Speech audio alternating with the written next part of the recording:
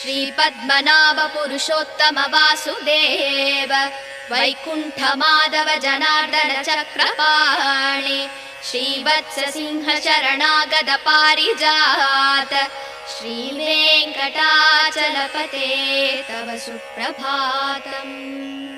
कन्दर्पदर्पहर सुन्दर दिव्यमूर्ते कान्ताकुचाम्बुरुह गुड्मललोल दृष्टे कल्याण निर्मल गुणाकर दिव्यकीर्ते श्रीवेङ्कटाचलपते तव सुप्रभातम्।